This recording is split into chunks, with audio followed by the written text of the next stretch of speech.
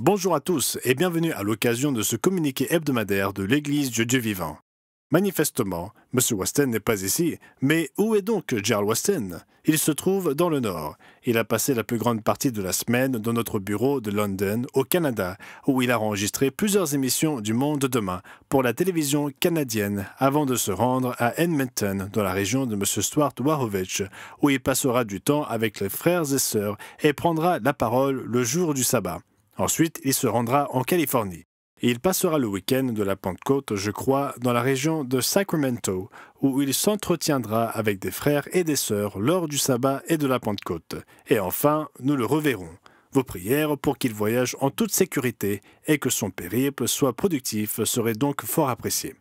J'ai des nouvelles de M. Ames. Il se porte bien et il poursuit sa convalescence au centre de rééducation. C'est bon de pouvoir lui rendre visite de temps à autre, et ils ont reçu tant de cartes et de lettres de membres du monde entier, lui et Mme Ames, de la part de tous ceux qui leur expriment leur soutien et leur font savoir qu'ils prient pour M. Ames et pour son rétablissement. Il en est très reconnaissant. D'ailleurs, il travaille.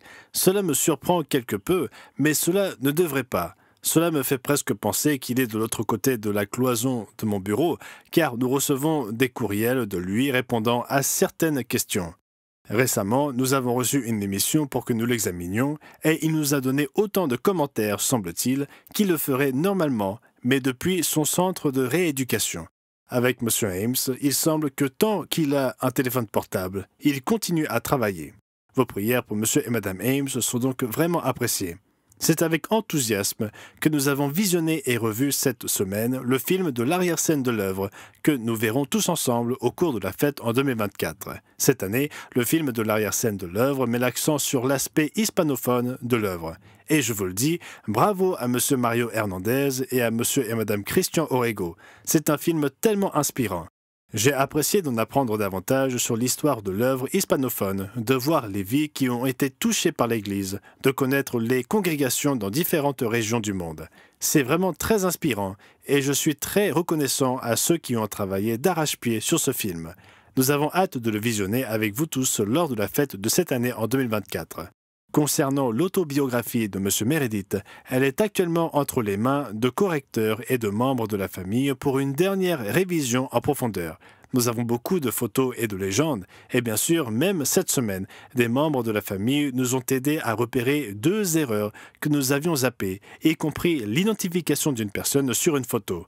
Nous ne savions pas qui c'était, mais des membres de la famille nous ont aidés à identifier cette personne. Donc avec l'aide divine, nous devrions pouvoir remettre l'autobiographie à l'imprimeur la semaine prochaine.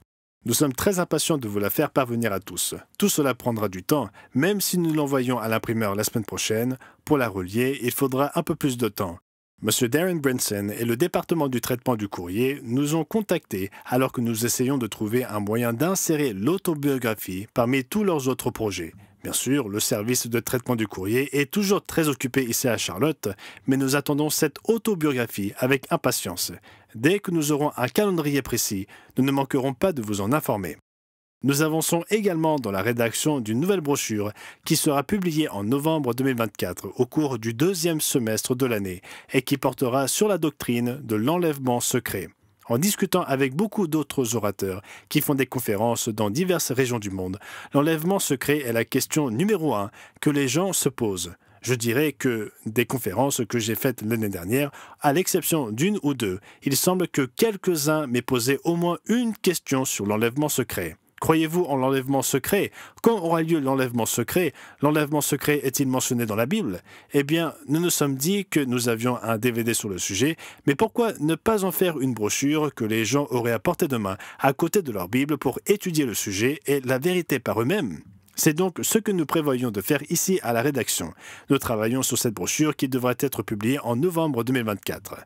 Enfin, quelqu'un m'a fait remarquer, et je pense qu'il a raison, que si M. Weston était ici pour faire ce communiqué cette semaine, il prendrait probablement note du fait que cette semaine, en particulier, le jeudi 6 juin est le 80e anniversaire du jour J, le plus grand débarquement des forces alliées sur les côtes normandes, pénétrant sur le continent et libérant l'Europe des griffes d'Adolf Hitler il y a 80 ans, en 1944. J'espère que nous profiterons d'occasions comme celle-ci pour réfléchir aux événements. Il n'est pas contradictoire d'être d'une part reconnaissant que les Alliés aient gagné ce conflit et que nous vivions dans un monde qui est tel qu'il est grâce au dénouement de la Seconde Guerre mondiale. Il est clair que Dieu était à la manœuvre pendant la Seconde Guerre mondiale et il n'est pas faux d'être reconnaissant que les choses se soient déroulées comme elles l'ont fait.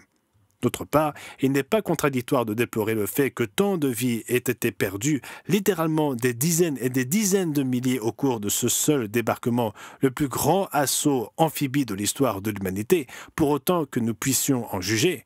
Bien entendu, si vous avez la revue du monde de demain chez vous, notre couverture parle de ce sujet. Il est important, dans des moments comme celui-ci, de réfléchir au fait que l'humanité ne connaît pas le chemin de la paix et ne le connaîtra pas tant que le prince de la paix ne reviendra pas ici-bas pour instaurer une véritable paix.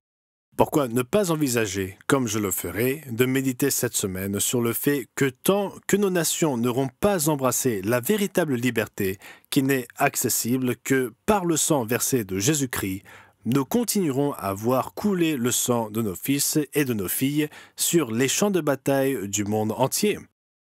Jusqu'à la prochaine fois, c'était Wallace Smith pour le communiqué hebdomadaire de l'Église du Dieu vivant pour la semaine se terminant le 8 juin 2024.